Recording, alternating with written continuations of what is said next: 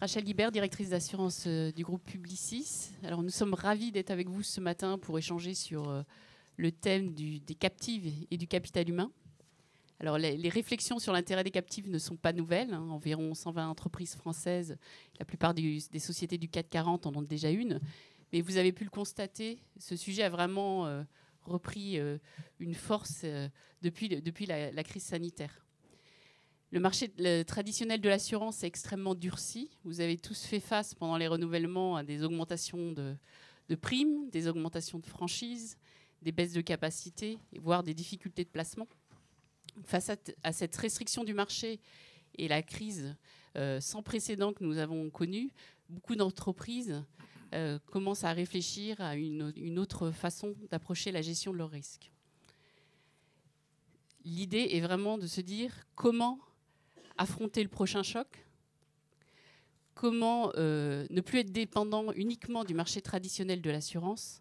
En résumé, comment aider nos organisations à être plus résilientes. La captive reste un outil précieux dans cette démarche de résilience. Et c'est pour cela que dans ce contexte, des entreprises commencent à réfléchir qui n'ont pas de captive à l'idée de se doter d'une captive, et celles qui en ont déjà une cherchent à diversifier les risques qu'elles contiennent. Donc c'est dans ce cadre que la question de savoir s'il est opportun d'intégrer les risques RH dans les captives se pose. Est-ce qu'inclure les assurances de personnes, la santé, le décès notamment, dans des captives constitue un intérêt ou non pour nos organisations?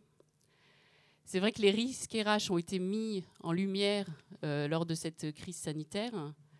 Il y a eu un vrai constat qu'il y avait un manque de pilotage, une absence de visibilité au niveau central de ces sujets, alors que leurs enjeux sont vraiment extrêmement importants.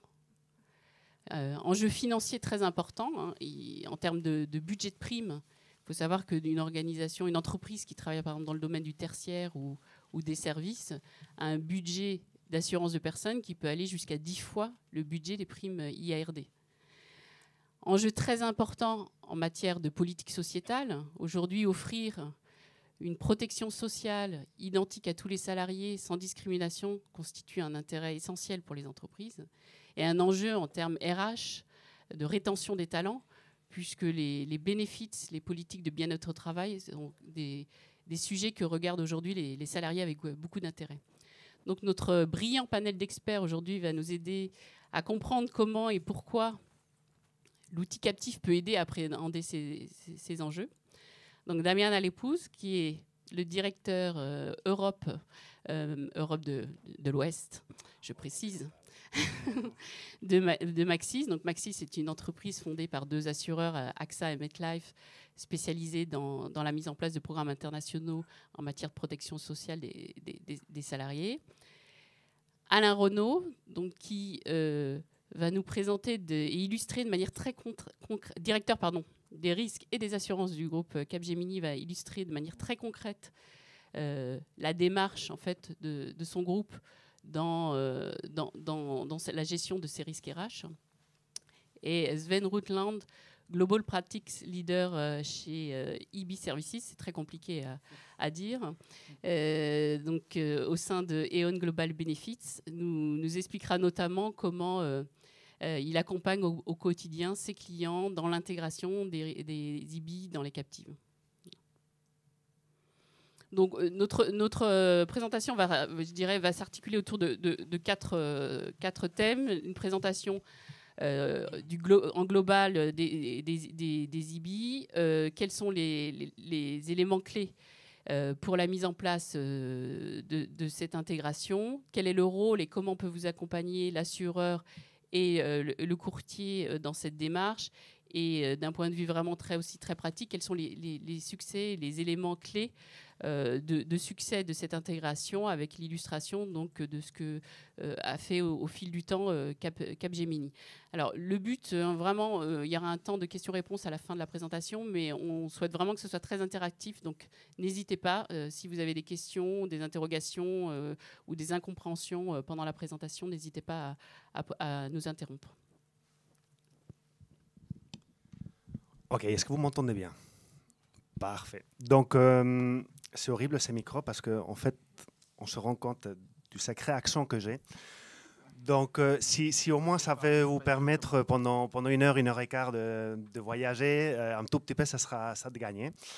Donc voilà, on va commencer un tout petit peu avec le contexte. On va commencer par des notions basiques, ok, pour vous amener progressivement, effectivement, au but essentiel voilà, de la présentation d'aujourd'hui, c'est-à-dire pourquoi est-ce qu'il est important, en tout cas on considère qu'il est important d'intégrer des risques de prévoyance et des frais de santé au sein d'une captive.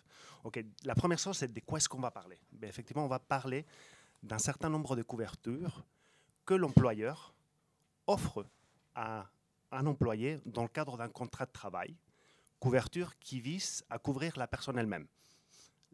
Donc, c'est-à-dire une personne humaine et éventuellement aussi sa famille la plus proche. Donc, en l'occurrence, de quelle couverture on parle? On va parler des couvertures très simples, une couverture décès, accident, arrêt de travail, la retraite aussi. Okay. Dans la retraite, il y a toujours un petit montant qui est lié au risque pour pouvoir assurer cette retraite-là, mais aussi les frais de santé qui sont liés à ça. Okay. Donc jusque-là, tout va bien. Surtout, n'hésitez pas à m'interrompre s'il y a quelque chose qui n'est pas clair et précis.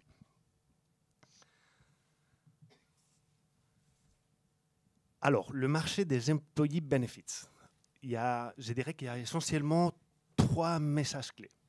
Le premier message, c'est que c'est un marché très, très grand. Okay. Donc, ça représente, ça c'est des chiffres, si ma mémoire est correcte, à fin 2019, ça représente plus ou moins 635 milliards d'euros au niveau mondial.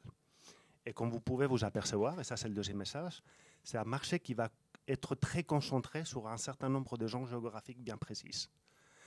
Ça ne vous échappe pas qu'il y a un macro-marché, c'est les États-Unis, qui représente pratiquement 68% des primes au niveau global. Et si vous avez bien compris la slide précédente, les frais de santé, ils ne sont pas pour... enfin voilà, comptent pour beaucoup. Okay. Aux États-Unis, tout ce qui est frais de santé, c'est extrêmement onéreux. Okay. Après les États-Unis, on va avoir des gros marchés, donc le Brésil, la Chine. La France, c'est le pays le plus important en Europe, avec une estimation de plus ou moins 30 milliards d'euros de primes. À titre de comparaison, par exemple, le Royaume-Uni, ça va peser 7 milliards, l'Italie aussi, plus ou moins 7 milliards, l'Espagne, 4 milliards. Okay. Donc, c'est un marché important. Voilà. Et qui, normalement, il va croître de plus ou moins entre 7 et 8% tous les ans.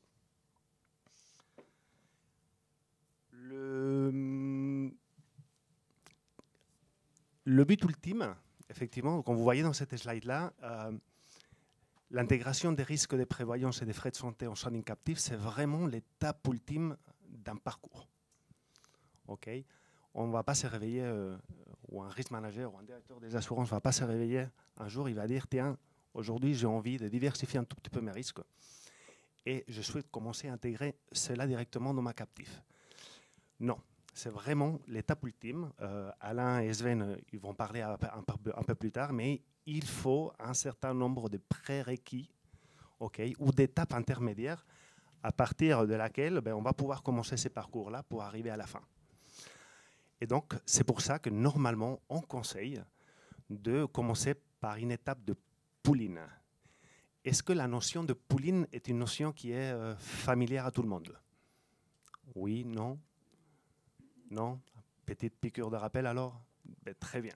Donc, qu'est-ce qu'un pull-in? En fait, c'est un mécanisme très simple par lequel une société mère va demander à un réseau d'assureurs d'identifier au sein de son réseau s'il existe des polices, des prévoyances ou des frais de santé qui lui appartiennent, qui appartiennent à la dite entreprise. Et ensuite, les réassurer auprès d'un réassureur central du dit réseau.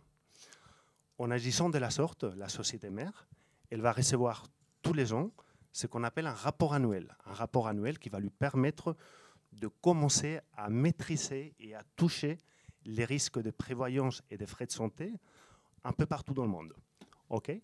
Donc, dans ces rapports annuels, on va voir les primes, les charges, le rendement technique, comment est-ce que se portent les différentes polices. Voilà. Donc, ça me permet d'avoir une première vision consolidée de comment mes risques de prévoyance et frais de santé se comportent dans l'ensemble de mes filiales. Un pool, ça se gère de façon active. Okay. Donc l'objectif, c'est qu'une entreprise, avec l'aide d'un consultant et d'un courtier, puisse progressivement le faire monter en charge. Okay. Donc on va essayer de le développer pour atteindre un certain minimum de primes et passer ensuite à la prochaine étape. La prochaine étape, c'est quoi? Mais soit c'est ce qu'on appelle, et ça c'est un gros mot, un Global Underwriting Program, ou bien directement à la zone de captif. J'ai oublié une chose, pardon. La générosité des assureurs n'a pas de limite dans le pooling. Je sais qu'Alain rigole, sans le voir. Dans le pooling, effectivement, si finalement la combinaison de l'ensemble des polices est positive, après déduction d'un certain nombre de charges, okay, ben à ce moment-là, l'assureur va verser un dividende auprès de la société mère. Okay. Donc, Global Underwriting, qui est la prochaine étape, peut être considéré comme une autre étape, mais c'est exactement la même chose qu'un pool, sauf qu'au lieu de verser des dividendes, on va verser, en fait, on va donner un discount à l'avance sur l'ensemble des polices de prévoyance. Et en plus, les prix sont garantis pendant 3 ans. C'est un programme qui est, si je peux me permettre, très sexy, mais il faut faire attention. Il y a des engagements très importants de la part de l'entreprise. Il y a un niveau de centralisation au niveau de l'entreprise qui doit exister. Il doit y avoir déjà un minimum de gouvernance autour de ces sujets-là pour pouvoir le faire et pour que ça ne génère pas une frustration à la fin au sein de l'assureur, le courtier et voire même l'entreprise. Donc la charge de travail elle est non négligeable et c'est la raison pour laquelle ce qu'on peut observer, c'est qu'une fois que le pooling est sur place, qu'un certain niveau de volume de primes est atteint, on va passer directement déjà vers la solution captive. OK? Des questions? Non? Très bien. Quels sont les prérequis minimums? Ben, les prérequis minimums pour pouvoir intégrer les risques de prévoyance et des frais de santé au sein d'une captive, bon, ben, globalement, ça peut varier un tout petit peu en fonction du réseau d'assureurs dans lequel vous allez travailler ou une entreprise peut travailler, mais globalement, on peut se dire que voilà, on va requérir un minimum de 3 millions d'euros de primes, une diversification géographique et une population de plus ou moins 10 000 employés. OK?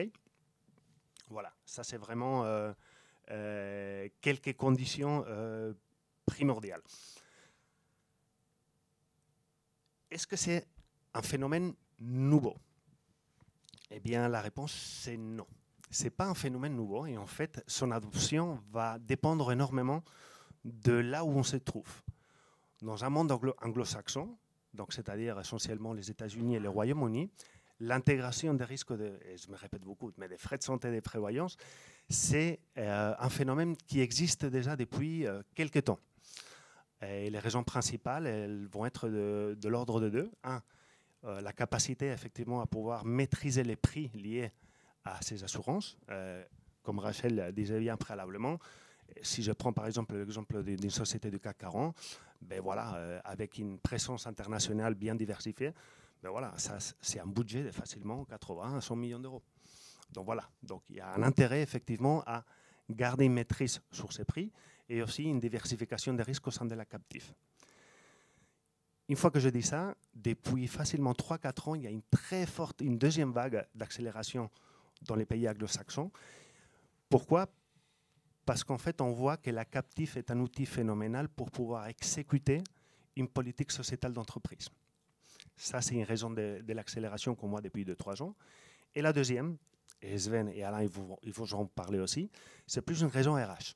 C'est-à-dire, la captive est un outil aussi permettant de faire de la rétention des talents clés d'une entreprise. Ce n'est pas pour rien que les grands acteurs de la tech américaine ont déjà, alors que c'est des sociétés quand même assez nouvelles, okay, elles intègrent déjà ces risques-là dans leur captif.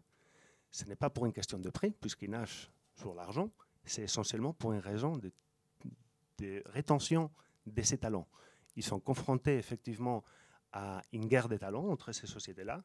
Eh bien, la captive peut aider à générer un élément de différenciation permettant de retenir les meilleurs éléments. En Europe, par contre, on va se trouver, ben voilà, l'intérêt il est là, Et il croît très, très, très fortement au cours de ces dernières années. Les raisons principales, ça va être la même chose, les prix et une diversification des risques au niveau de la captive. Ceci étant dit, et là Sven nous en parlera, eh bien, aujourd'hui, on retrouve deux nouveaux facteurs qui accélèrent encore davantage cet intérêt. Ça va être la mise en place ou comment est-ce que je peux exécuter une politique de société d'entreprise en m'appuyant au sein de la captive et sans doute, voilà, la crise sanitaire. Depuis 2 ans, c'est cet élément-là qui a fait que beaucoup d'entreprises se sont rendues compte, est-ce que j'ai une maîtrise ou pas par rapport à ces risques-là. Du coup, Alain, quelle était la stratégie de Capgemini pour ce déploiement? Alors, donc, déjà, je voudrais revenir sur ce qu'a dit Damien en termes de risque. Hein. Chez Capgemini, sans trahir de secret, donc le risque relatif à la rétention, l'attractivité, le développement des talents est un des risques qui a le plus augmenté au cours de l'année 2021. Il fait partie d'un des 14 risques critiques du groupe. On a un problème dans notre secteur d'activité qui est que la demande est plus forte que l'offre hein, du fait du contexte et de la digitalisation de plus en plus importante de toutes les entreprises à travers le monde. Donc c'est très bien pour nous, mais on a quand même un problème en matière d'hommes, recruter les bonnes personnes, d'où l'importance des avantages sociaux. Donc, en matière de stratégie, un des premiers points concerne la RSE et on a trois priorités environnement. Donc là, dans le cadre de ce projet, on va moins en parler, mais bien entendu, diversité et inclusion. Et ce projet en matière d'assurance de personnes, en fait, tient compte de ces 2 points afin que l'ensemble de nos collègues à travers le monde puissent bénéficier de couverture non discriminatoire, hein, c'est-à-dire de couverture similaire pour chacun à travers le monde. On a une politique de moyen long terme qui se base sur de la gestion de risque. C'est comme en assurance IRDT, on n'achète pas de l'assurance, hein, on gère nos risques chez Capgemini. C'est pour ça que la prévention est très importante. On travaille de plus en plus donc avec Denitza qui est dans la salle sur beaucoup d'analyses en matière de sinistres. Le wellness aussi est quelque chose d'important dans le cadre du contexte. Et puis, on ne cherche pas les économies, les coûts sur le court terme. On travaille sur le moyen-long terme. Autre point, on essaie d'obtenir certains autres groupes, qu'ils soient français ou internationaux, ont des socles minimums de garantie. Chez nous, c'est plutôt obtenir les meilleures pratiques. C'est déjà être compliant et obtenir les meilleures garanties, les bonnes pratiques du marché local. Et puis, qu'est-ce qui est important en termes de transfert donc, au marché de l'assurance. Donc, je confirme qu'on souhaite améliorer en matière d'assurance de personnes la transparence en matière de coûts. Donc, j'évoquerai ça un peu plus tard. Mais avant tout, déjà, c'est d'essayer d'avoir une homogénéisation de nos couvertures à travers le monde. On a une stratégie de pooling. Donc, quand on a commencé en 2013, j'y viendrai, mais on était sur de l'opportunité. Maintenant, on a une stratégie en matière de pooling définie. On cherche et on a des assureurs en fait, qui sont des assureurs préférentiels, hein, dont Maxis fait partie, avec bien entendu une volonté et on cherche à avoir ce levier hein, en ayant des partenaires préférentiels. On ne cherche pas à rester particulièrement dans un schéma toute assurance. Par exemple, en matière médicale, dans les pays où cela est possible, parce qu'on reviendra aussi là-dessus, hein, le marché est très réglementé pays par pays, mais l'auto-assurance, on la recherche en médical. Et puis, bien entendu, c'est le sujet d'aujourd'hui, on souhaite aller vers l'intégration de Noriskibi dans la captive. À ce jour, ce n'est pas encore le cas.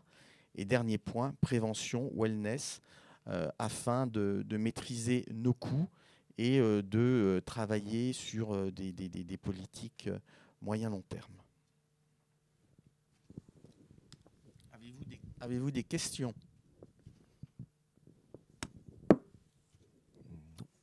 Oui, quand même.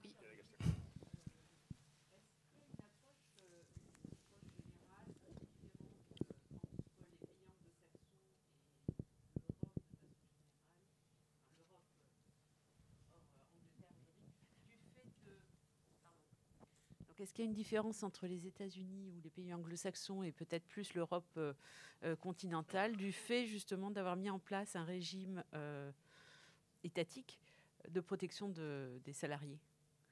Vous en tenez compte, j'imagine, mais... Donc on a plusieurs points là-dessus. On a mis en place, donc depuis 2013, je viendrai sur les éléments clés, donc je vais déjà l'aborder un petit peu, mais une gouvernance, première chose. Gouvernance globale, locale, parce que c'est très important, avec des principes mondiaux qui s'appliquent partout dans le monde. Donc là, on n'a pas de différence avec certains principes clés. Bien entendu, on a des marchés clés. Hein. Donc, on applique les mêmes principes similaires à travers le monde, mais bien entendu, on tient compte des marchés particuliers. Alors, chez Capgemini, un tiers du chiffre d'affaires est fait aux États-Unis, donc les US, c'est un élément, mais la moitié des effectifs, donc sur 320 000 personnes, on a 170 000 personnes en Inde. Et donc ensuite, vous mettez l'Europe.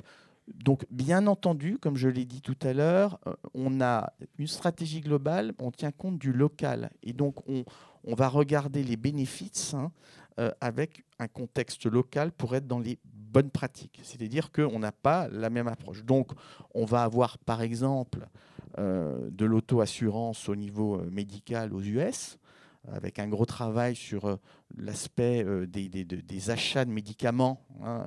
Donc, on n'est pas du tout sur de l'achat d'assurance, on est sur un travail sur les drugs et sur les réseaux, comme on le fait dans d'autres pays.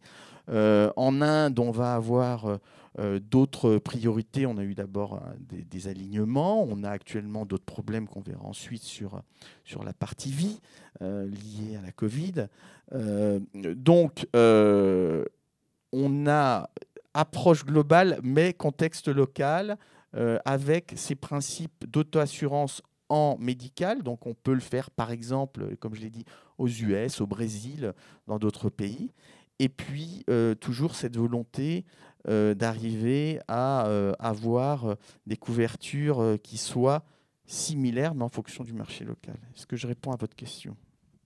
Vas-y, Damien. Oui, en fait, pour appuyer le point d'Alain, et c'est quelque chose que j'avais oublié de dire au niveau du marché, et c'est peut-être le message le plus important, c'est que c'est un marché extrêmement hétérogène. Donc il existe autant de législation locale et pratiques du marché que des pays existants. C'est-à-dire, par exemple, que dans un pays X, l'employeur va devoir, par exemple, verser une indemnité d'1 année de salaire en cas de décès d'un salarié, mais la pratique du marché va vous dire c'est pas 1, c'est 1,5. Et à l'inverse, dans un autre pays, on va nous dire ben, vous n'avez aucune obligation, mais la pratique du marché, c'est que vous le versez 2 fois son salaire annuel. Donc du coup, effectivement, lorsqu'on essaie de dire je souhaite harmoniser ou établir un minimum, l'idéal est là, c'est génial. Par contre, attention, compte tenu de cette hétérogénéité, voilà, ça ne va pas être forcément facile. Okay, donc voilà, marché très hétérogène. Et du coup, ça amène éventuellement les organisations à harmoniser vers le haut, puisqu'on veut se mettre sur un niveau local. Oui, alors on a aussi, il y a un autre point aussi, hein, on a des contraintes réglementaires. On a certains pays où l'application de certains de nos principes ne sont pas possibles. Hein. Je prendrai le contexte en France avec les représentants du personnel où certaines choses, on ne peut pas arriver à certains montages qu'on aimerait mettre en place. Donc je ne réponds pas tout à fait à la question, mais je complète ce qu'on a dit. Et puis mettre en place, par exemple, le renouvellement de l'Inde chaque année, c'est comme renouveler en fait le programme property du groupe, quoi. C'est-à-dire que pour chaque pays, c'est très long, très complexe, et heureusement qu'on a aligné. Voilà. Oui, Frédéric, tu as une question?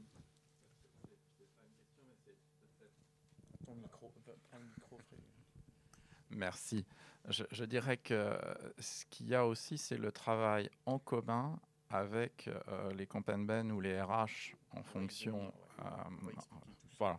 Donc c'était cet élément-là que je voulais rajouter. Le point de la gouvernance est très important. On va l'évoquer par la suite. Oui. Bonjour tout le monde. Je vais peut-être commencer par vous demander encore un peu plus de sympathie, de pardonnance que Damien, parce que mon accent est belge, flamand, et donc ça c'est tout de suite beaucoup moins charmant qu'un accent espagnol. C'est un atelier exotique, c'est l'avantage. Ceci dit, je vais prendre pas mal de temps pour mon premier slide, justement parce que je voudrais vous expliquer un peu les effets qu'on a vus au niveau garantie suite à la pandémie, mais aussi les effets qu'on a vus sur la solution réassurance vers la captive. Une première chose que je ne vais pas dire nous, parce que je pense que Damien, nous les consultants, on le savait déjà, mais les multinationales ont tout de suite remarqué, suite à la pandémie, que la vision consolidée sur les garanties EB au monde et le financement de ces garanties n'était pas optimal. Moi, je me souviens, dans la période février-avril 2020, je pense que j'ai eu plus de calls avec le DRH et le risk manager ensemble dans le même call que toute la période antérieure, les 20 ans avant. Donc, c'était tout de suite, pour nous, dans l'industrie, c'est un peu un cadeau, si je peux dire ça. Donc, ça, c'est quelque chose qu'on a tout de suite remarqué dans le marché. Et puis, quand on regarde au niveau garantie, toute garantie confondue, EB, je pense qu'en rétrospective, jusqu'au présent, et c'est une conclusion partielle, temporaire, l'impact a été assez limité pour différentes raisons. Quand on regarde le marché médical, et moi je parle bien du marché global, donc comme Alain l'a dit et Damien aussi, il y a des grandes différences pays par pays. Mais quand on regarde le monde entier, l'impact jusqu'au présent a été limité. Pourquoi? Parce que d'un côté, on a vu l'utilisation liée au Covid-19, mais d'un autre côté, on a vu que dans certains pays, et je prends le UK comme exemple, l'accès aux soins de santé a été fort limité. Et donc l'utilisation a été impactée là aussi. Je peux vous donner un exemple. Nous avons un client qui, justement, cette année-ci, voulait inclure le plan médical au UK dans sa captive. Bon, c'est un plan où la prime était d'un demi-million et les 2 dernières années, l'assureur a fait un bénéfice de 30-40%. Étonnant. Et donc, première réflexion, il faut mettre cette police dans la captive. Je ne pense pas, et nous pensons pas que c'est le moment. Pourquoi? Parce que justement au UK, la consommation a été fortement impactée par l'accès aux soins médicaux qui n'était pas présent. Et donc il y aura un effet rattrapage cette année-ci et l'année prochaine. Ce qui en soi n'est pas grave si la police aurait déjà été dans la captive, parce que cette réserve, cette surplus aurait été dans la captive.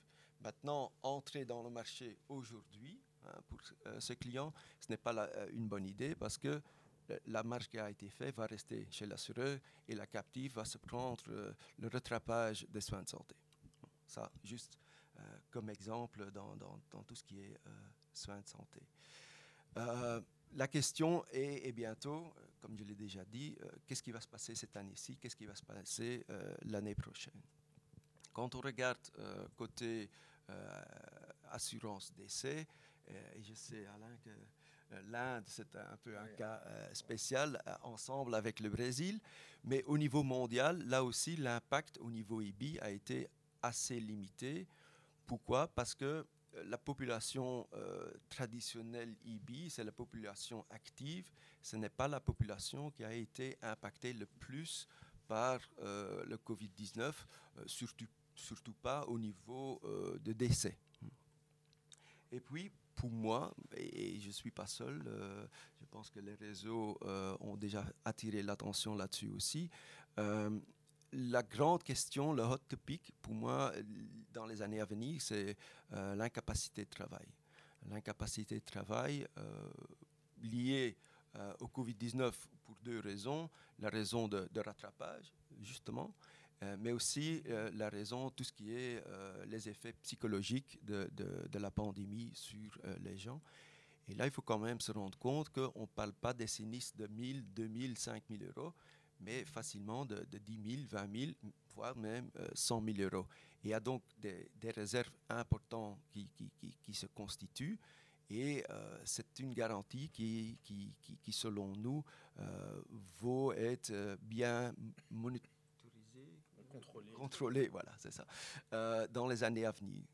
Donc, ça, c'est un peu ce qu'on voit du côté garantie. Maintenant, quand on passe du côté solution réassurance à la captive, qu'est-ce qu'on a vu? Et là, Damien et Alain l'ont déjà dit un peu. Il y a le fait que DRH et risque se sont retrouvés, ça c'est un fait qui stimule ce marché. Il y a d'autre côté aussi le fait qu'aujourd'hui, il y a à peu près 150 sociétés qui utilisent leurs captives pour réassurer les employee benefits. Avant, je parle d'il y a 10 ans, il y en avait une trentaine. C'était une solution exotique pour quelques fanatiques. Et aujourd'hui, avec 150 multinationales qui le font, la question au moins mérite d'être posée au sein des multinationales. Donc c'est certainement aussi quelque chose qui fait qu'on est en train de vivre un boost. Et puis, un troisième élément qui est peut-être un peu inattendu, surtout du côté employee benefits, c'est que le marché non-vie est en train de s'endurcir et ça fait que les captives, ils ont besoin ou ils ont un intérêt à regarder, à diversifier les risques. Maintenant, si on met le premier point, le fait que DRH et risque se parlent beaucoup plus souvent, ça veut aussi dire que quand on regarde la diversification de risques dans la captive, l'employee benefits a monté dans la liste. Et donc, ces trois éléments ensemble font qu'aujourd'hui, on va vraiment, comme on dit en anglais, un spike dans l'intérêt de la réassurance à la captive des employee benefits. On peut dire merci à la pandémie sur ce sujet-là, alors. Oui, quelque part. Alain Oui, alors donc, par rapport à Capgemini, donc déjà, la première chose, je confirme qu'en matière de frais médicaux, à travers le monde, pour résumer, nos résultats sont bons globalement en 2021. Parce que finalement, effectivement, il y a cet effet où les gens, où les personnes vont certainement moins aux soins, enfin à l'hôpital ou attendent, repoussent. Bon, alors le seul problème, ce qui nous embête un petit peu avec Denitza notamment et puis nos collègues des HR et du procurement, c'est que à travers les pays, quand on fait des renouvellements médicaux, on nous explique, non, on ne va pas pouvoir faire de... Donc là, c'est un petit aparté, ce n'est pas le sujet, mais je le dis quand même. Je crois que Damien, c'est pour toi. On peut pas vous baisser la prime parce que ça va augmenter plus tard. Alors, bon, donc là, j'attends de Sven qu'il n'aille pas dans ce sens. Et puis, mais bon, donc je confirme que la Covid a créé finalement, pour l'instant, des résultats en amélioration par rapport à la tendance globale, hein, qui est en gros une hausse des frais médicaux à travers le monde, entre 5 et 8% à travers le monde. Hein. Par contre, chez Capgemini, on a eu un gros problème, notamment en Inde, hein, avec la moitié de nos effectifs sur la garantie vie, avec malheureusement des collègues qui ont eu cette maladie avec des décès. Et donc, ça a été d'énormes difficultés. Il faut que vous sachiez que le marché en Inde de l'assurance vie, en fait, il est quasiment bloqué. Hein, c'est-à-dire que de nombreux assureurs ne souscrivent plus. Donc, je confirme que ça a été un vrai sujet, la Covid, par rapport à ce sujet, notamment en Inde. Au niveau du l'intérêt d'une captive par rapport au marché non-vie, hein, par rapport à l'IRDT. Donc, effectivement, on est comme vous tous dans cette salle. C'est pas la joie. Alors, je suis désolé, je vais encore avoir des paroles, je dirais, un peu pas agressives, mais vis-à-vis des assureurs, hein, on a eu de grosses difficultés au cours des 2 dernières années. J'ai évoqué là dans ce slide la partie cyber, où c'est très compliqué, mais il y a d'autres lignes où c'est très compliqué. Mais en fait, pour nous, par rapport à notre captive, hein, on a dans notre captive la responsabilité. Au vu des résultats passés, ce n'est pas un problème et ce n'est pas ça qui nous fait étudier l'intégration du risque IBI. Alors, il y a la volonté d'une diversification, notamment par rapport à Solvency II. Il y a aussi la possibilité, hein, toujours de faire cette mutualisation, bien entendu. Mais la principale raison pour nous, c'est de gagner en transparence en matière de coûts, notamment, d'une meilleure aussi visibilité de l'ensemble de nos programmes qui transiteraient par la captive. À partir du moment où vous utilisez une captive de réassurance, en l'occurrence, vous devenez un réassureur et certaines informations qui ne vous sont pas transmises quand vous êtes client en tant que réassureur, on vous les transmet. Donc, c'est quelque chose qui est très important. Et autre chose également aussi, en fait, c'est notre politique globale de gestion de risque qui est de gérer nos risques sur le moyen-long terme. Et à travers l'utilisation de la captive, on va voir son utilisation, et ça fait partie également de notre stratégie. Alors Sven, comment le consultant peut justement accompagner Alain et d'autres clients dans cette démarche? Oui, effectivement, je pense que la solution a fait une évolution aussi. Il y a les drivers qu'on vient d'en discuter, mais la solution elle-même a fait une évolution. Vous voyez là, pour moi, la solution réassurance à la captive d'il y a 10 ans, c'est-à-dire cette trentaine ou 50 sociétés qui faisaient la réassurance vers la captive. Ils avaient une personne ou quelques personnes avec une vision, une mission au sein de la multinationale. Et ces personnes-là, ils ont fait, pour moi, du bricolage très haut niveau parce qu'ils sont allés chercher des bits and pieces chez les assureurs, chez les consultants. Ils ont fait leur modèle à eux. Entre-temps, et Rachel, si tu peux juste appuyer, ce qui s'est passé, c'est que les consultants ont vu le développement dans le marché. Et aujourd'hui, je pense qu'il y a une offre sur le marché qui permet aux multinationales de trouver le bon équilibre entre les compétences internes de la multinationale au niveau IBI et les compétences dont ils ont besoin pour justement faire la réassurance à la captive. Et donc, il y a le bon équilibre à trouver entre le insourcing et le outsourcing. Et dans ce sens-là, les consultants sont en train de développer et ont développé une proposition beaucoup plus facile pour les multinationales qu'il y a quelques années. Et c'est d'ailleurs la raison pourquoi nous, chez E.ON, on vient de créer une équipe dédiée exclusivement aux IBI Captive Services. Alors, pourquoi utiliser un consultant, un courtier chez Capgemini? C'était assez simple. En 2013, quand on a commencé notre projet, donc je viendrai tout à l'heure sur la partie gouvernance qui est clé, en fait, on savait à peu près, si on savait, on connaissait les primes qu'on avait en France, mais à peu près, mais pour le restant des pays, c'était vraiment très très compliqué. On avait des infos parcellaires, donc on était très inquiet déjà sur la non-conformité. On était très inquiet sur le fait que nos employés, nos collègues étaient bien couverts à travers le monde.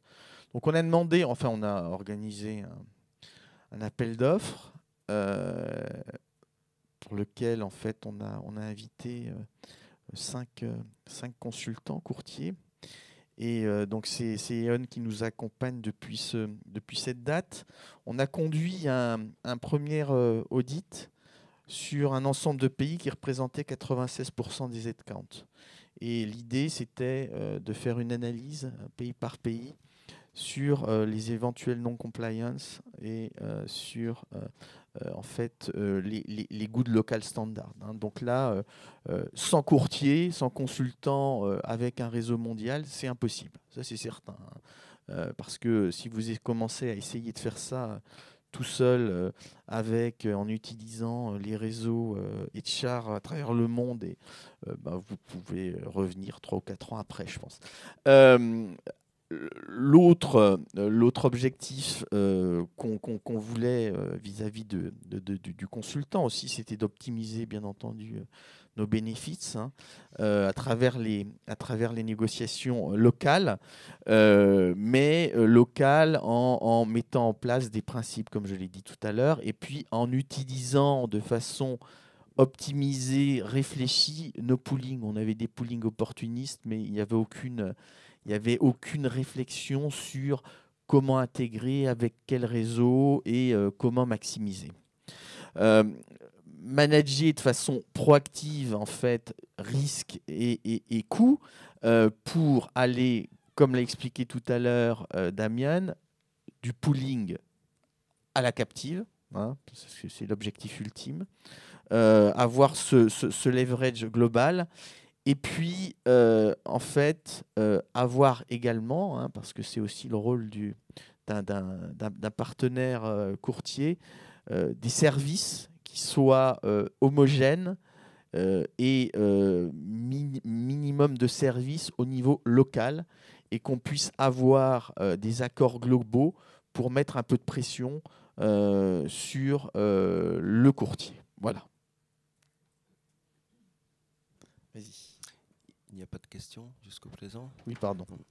En fait, on a déjà parlé pas mal des motivations pour considérer la réassurance vers la captive, mais quand on les groupe en catégories, en paniers, 3 grands paniers, je dirais, il y a d'un côté la flexibilité que ça offre, et je pense que ces 2-3 dernières années, tout ce qui est diversity, equity and inclusion est certainement dans ce coin-là.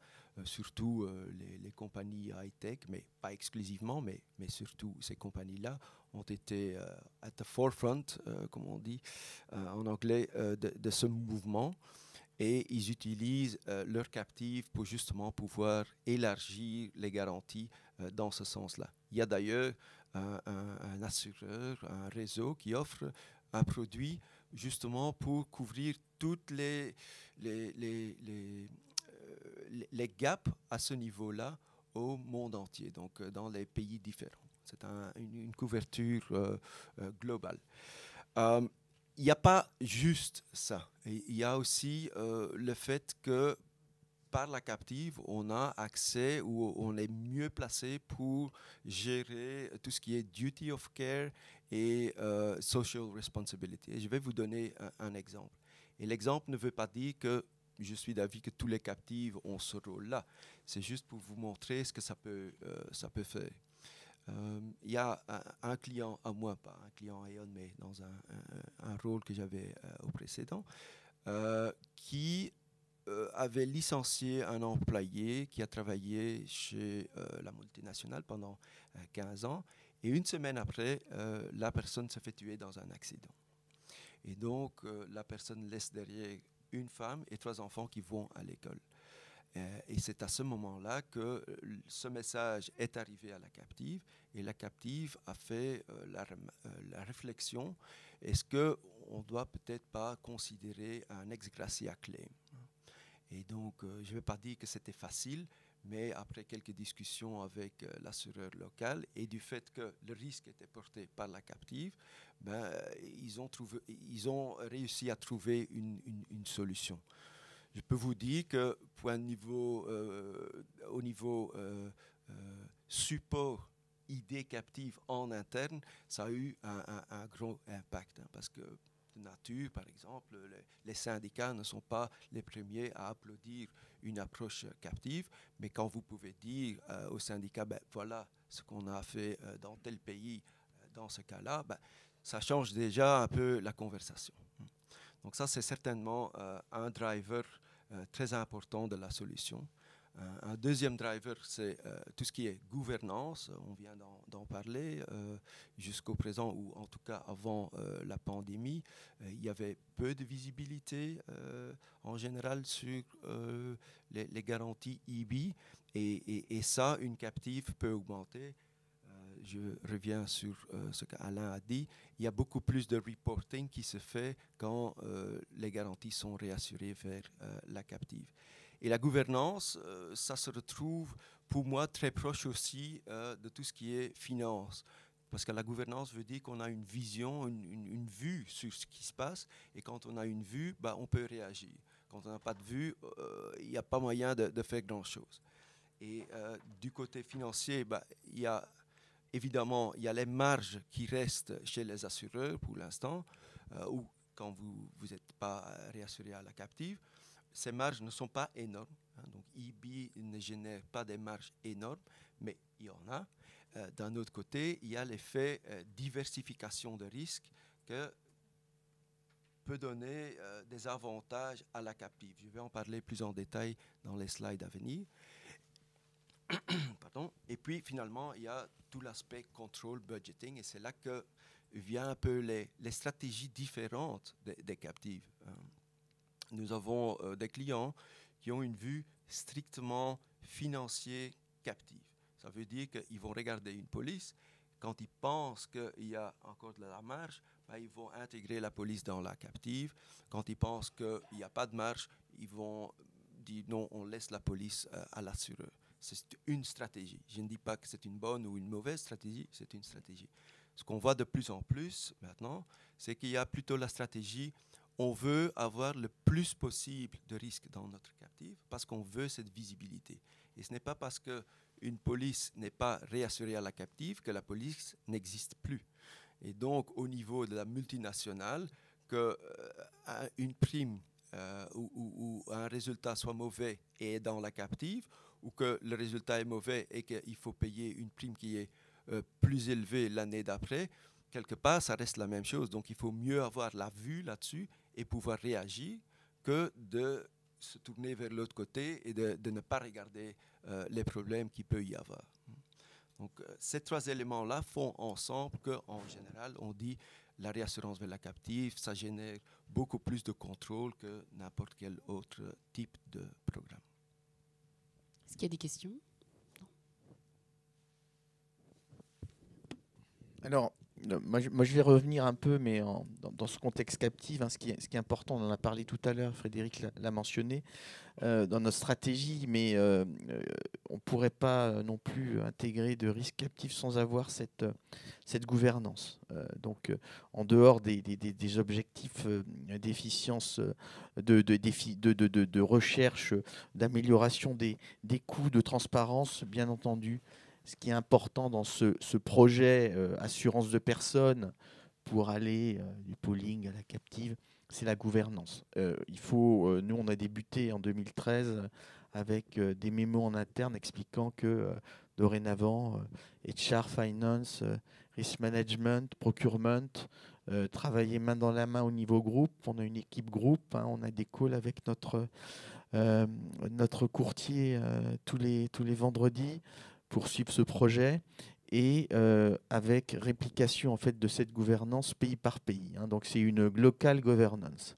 Ce qui veut dire, Alain, que ça prend beaucoup de temps, ça c'est un point important. Oui, c'est pour ça qu'on a l'air fatigué avec Denitza et qu'on a besoin aussi des courtiers et des assureurs pour nous aider, parce qu'à deux, pour 320 000 personnes, c'est quand même un énorme... Donc ouais, on commence un projet, donc on n'est pas dans le sujet complètement captif, mais pour ceux qui veulent le débuter déjà, sans gouvernance, n'y allez pas. Sans accord du top management, n'y allez pas, parce que si on travaille en silo, d'un côté les HR, de l'autre côté risk management, c'est fini. Le procurement dans certains pays est très très influent, et donc il faut aussi les intégrer et travailler en intelligence tous ensemble. Hein.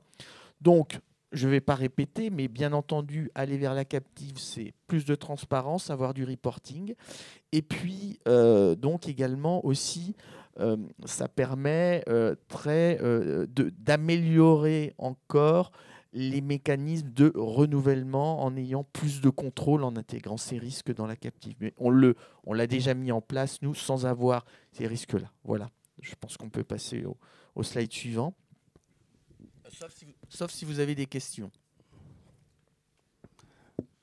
Ici, on parle un peu plus langage risk management. Donc, on voit... Alors attention, slide très technique, il n'y a que Sven qui le comprend. Ne vous endormez pas. Mais vous allez voir, en plus, c'est un slide que j'ai magnifique. planté de mes collègues. Ouais, c'est magnifique. C'est magnifique.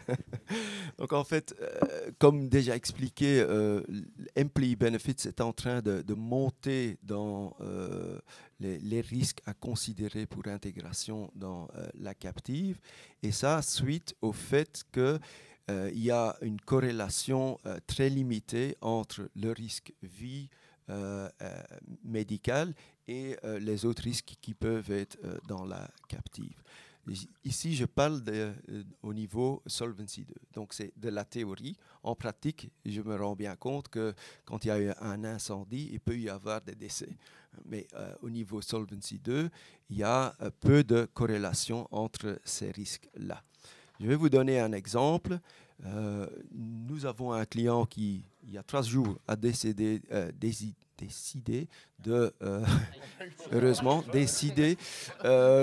de passer à la réassurance vers la captive à partir du 1er janvier 2023. Et ils sont prêts à switcher à peu près 9 millions d'euros de primes dans leur captive.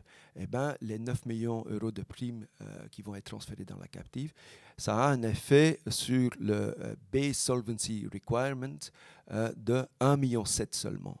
Donc, il y a un effet levier de à peu près 80%. Et c'est là que l'Employee Benefits devient très intéressant. Si on passe au slide suivant, parce que là, j'ai encore un peu plus d'informations là-dessus. Je pense, oui. Donc, je vais faire la même chose, voilà. Quand on regarde une étude qui a été faite par nos collègues Captive Manager non-vie, on voit que dans cette étude, en moyenne, ajoutant de l'employee benefits dans la captive, ça a un effet positif de, en moyenne, 48% sur le Base Solvency Capital Requirement. Ça, c'est en moyenne et dans l'étude, bien entendu. Juste peut-être pour expliquer ce que c'est le Base of...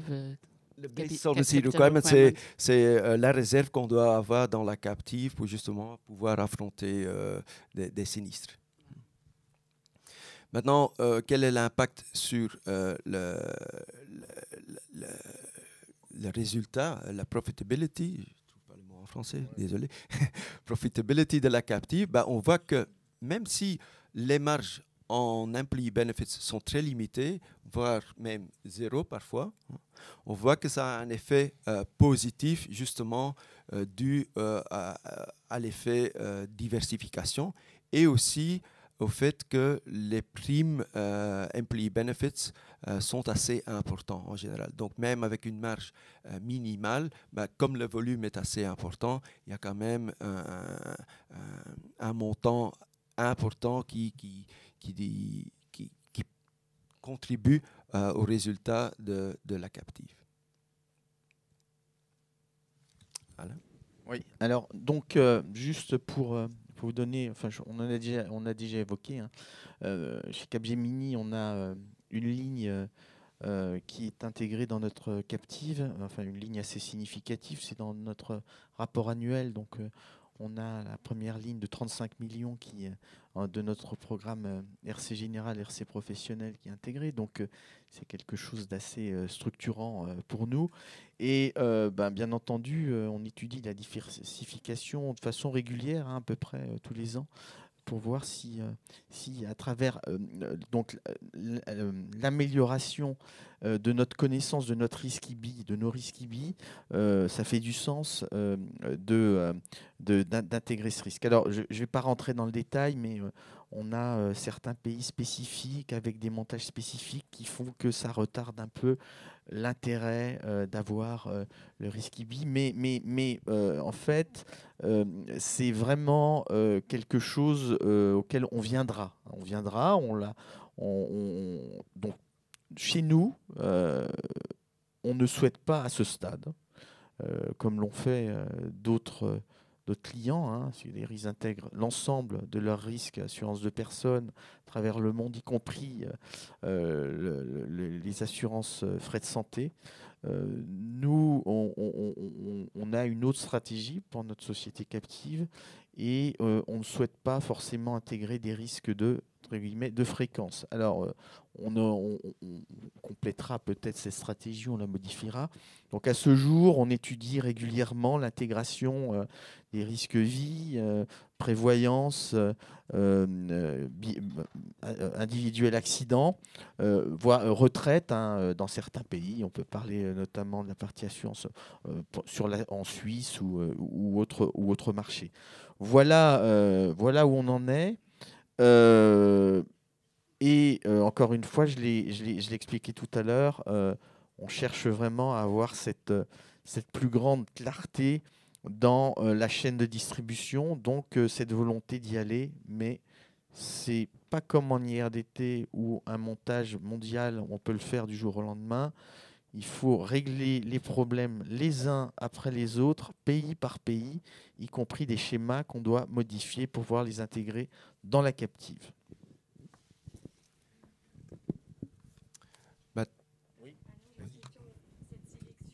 Oui.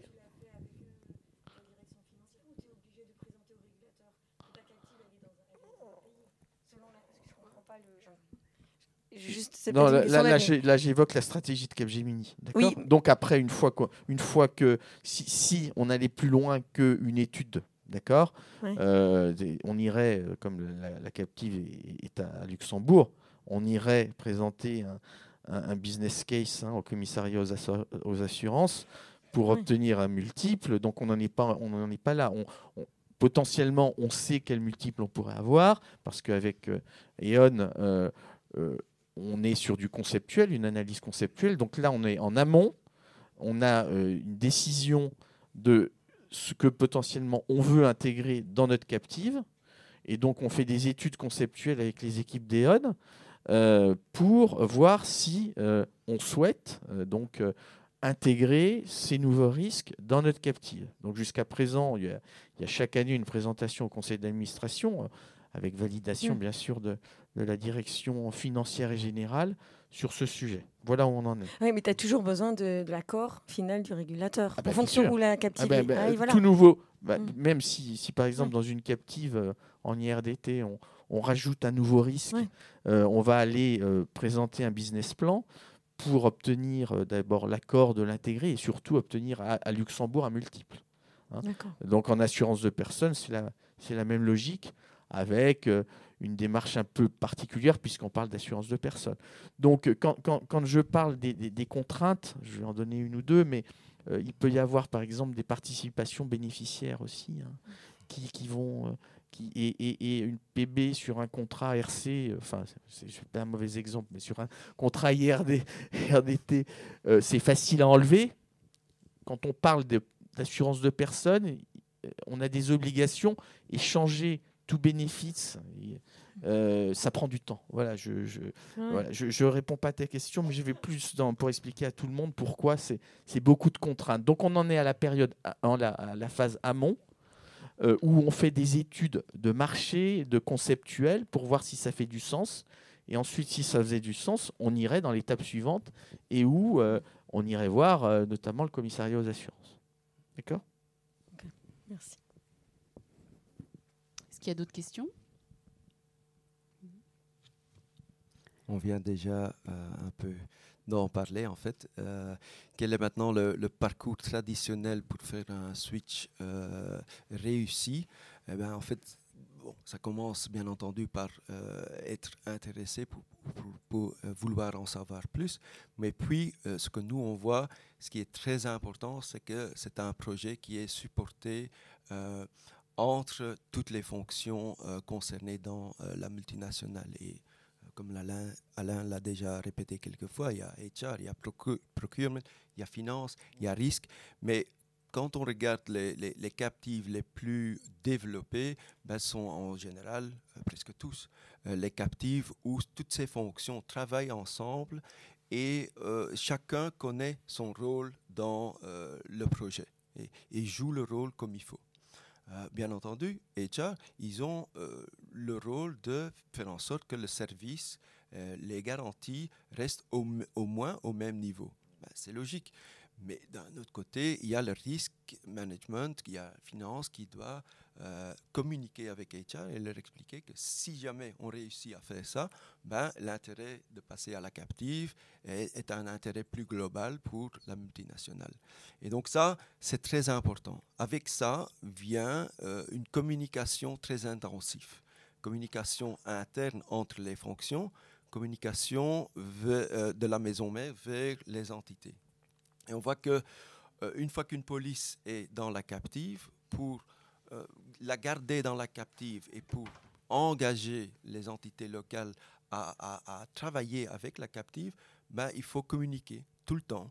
Il faut communiquer sur le performance du contrat, pas une fois, pas un mois avant le renouvellement, mais régulièrement. Leur dit, bah voilà, après une demi-année, bah, la police, la performance est bonne et donc on pense qu'on pourra rester au même niveau de prime ou même baisser un peu les primes.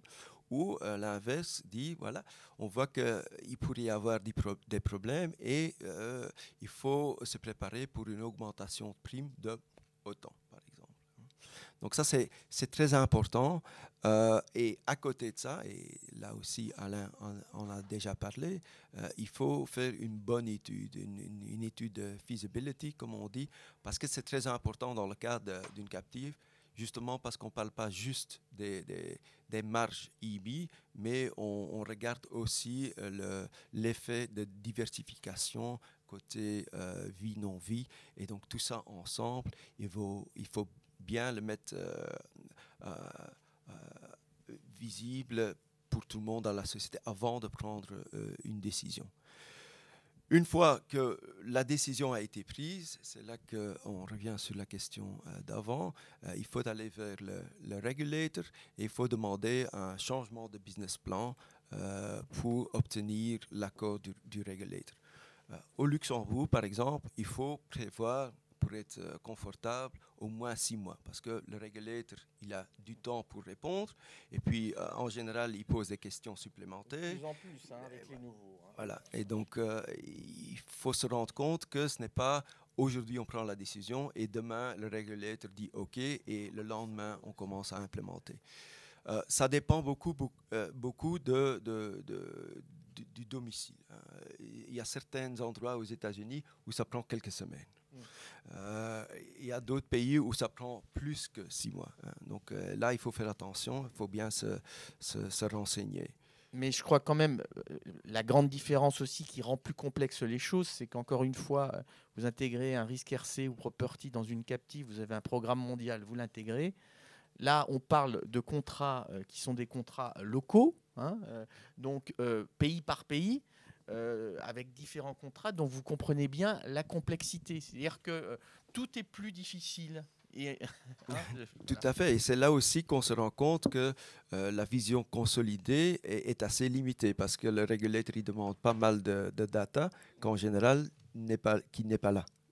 Et donc il faut. D'où l'intérêt de passer par ces cette partie pooling, vaut mieux attendre, avoir un dossier bien complet, parce que sinon, ça va prendre des mois et des mois sans y arriver. On aura eu une direction générale qui vous donne l'accord pour intégrer ce risque, ils ne vont pas comprendre pourquoi on ne l'intègre pas. Hein. Donc, c'est vraiment des mécanismes qui sont vraiment différents. Donc, et puis aussi, compliqué, parce que si vous ne travaillez pas bien avec les HR et les autres tous ensemble, quand vous êtes en IRDT, vous décidez avec la finance, mais là, ça rajoute. Donc, il faut vraiment être aligné pour pouvoir arriver à tout ça. Donc, c'est long. Encore un élément, une question là. Plus, je ne vais pas dire compétents, mais qui connaissent bien en fait, qui sont plus agiles avec cette matière-là, et du coup, vers qui vous avez plus de facilité à travailler que d'autres? Oui, certainement, oui. Donc, le Luxembourg, par exemple, ils connaissent très bien la matière, c'est assez facile, c'est peut-être pas le bon mot, mais voilà. C'est les plus efficaces. Ouais. C'est pas facile. Quand on regarde la Hollande, par exemple, en Hollande, la réassurance des IB vers la captive est considérée comme un risque particulier. Et donc, le reporting devient hyper compliqué. C'est quelque chose à ne pas faire. Et d'ailleurs, il y a des sociétés qui ont créé une captive seulement IB en dehors de la Hollande, justement pour cette raison-là. Il n'y en a pas beaucoup, des sociétés qui ont créé une captive séparée pour juste réassurer l'IB, mais en Hollande, ça existe parce que le régulateur en Hollande n'est pas coopératif. Un dernier élément qui est plutôt dans la direction risque, c'est une fois qu'on a pris la décision d'intégrer les IB, il faut peut-être aussi revoir la protection de la captive. Est-ce qu'il faut changer le stop loss, individual excess of loss, oui ou non? Est-ce qu'on veut prendre cette protection via les réseaux, hein?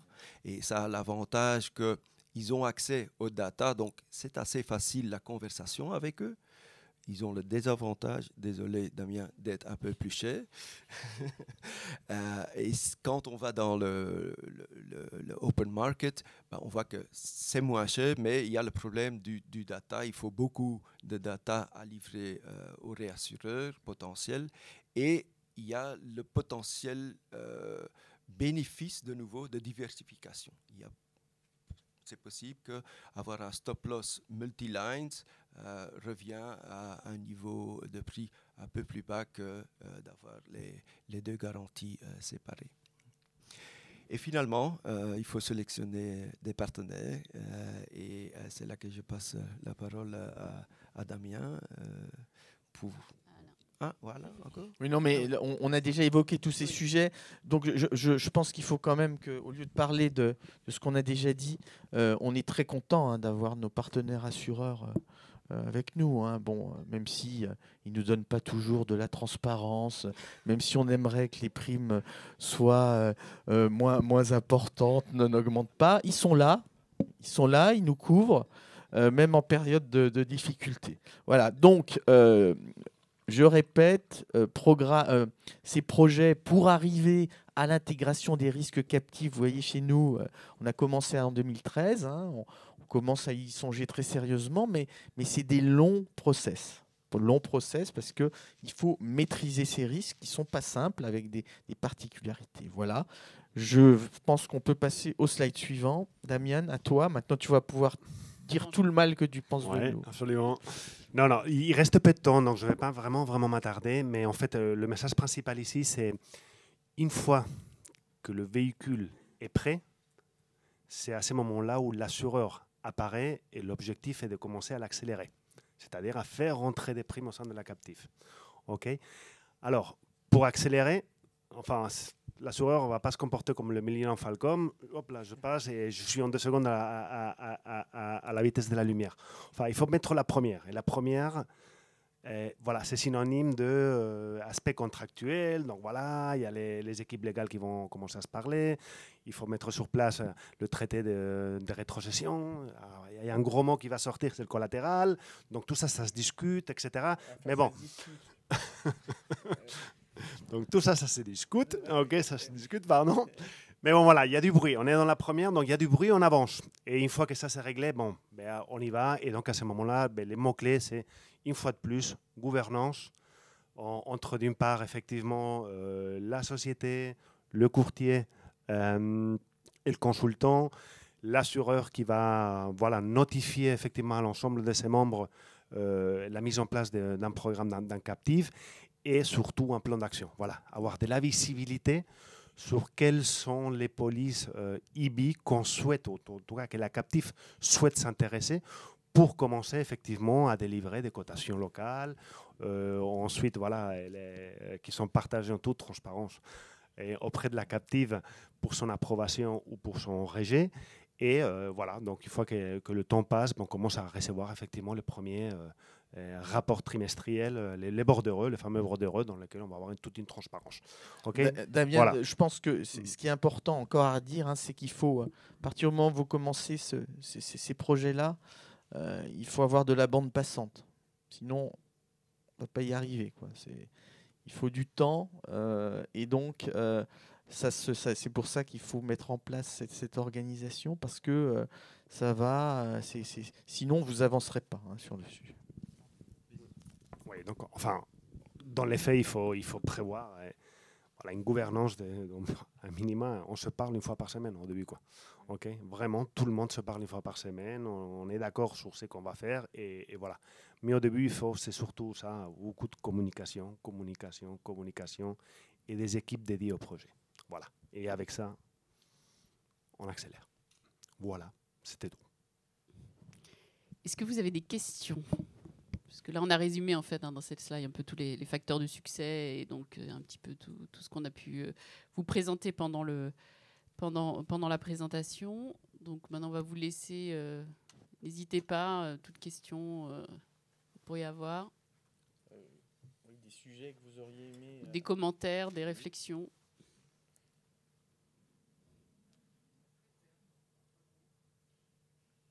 Pardon ? C'est gentil, merci. Merci.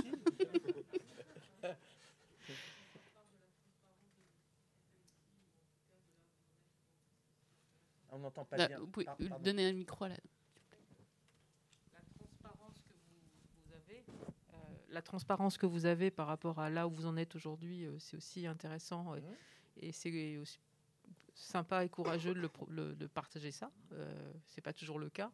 Et effectivement, de faire part de votre expérience là où vous en êtes aujourd'hui. Donc, je pense que vous êtes au début du chemin, mais vous avez beaucoup bossé. Alors, on n'est pas au début du chemin, au contraire, mais c'est que le chemin est très long. En fait. C'est ça. C'est plutôt ça. C'est plutôt ça, parce que si on était au début du chemin, on n'en serait pas là. Par contre, on peut dire que demain, on peut mettre en place ces risques. Mais avant d'y arriver, c'est très long. Voilà. En tout cas, merci. Je peux peut-être juste ajouter, et c'est vrai ce qu'Alain dit, c'est en général un trajet très long, mais parfois il y a des exceptions. Les clients que je viens de mentionner, ils ont décidé en 6 mois. Bon, ils avaient déjà un programme assez sophistiqué en place, ça c'est vrai, mais le switch s'est fait en 6 mois.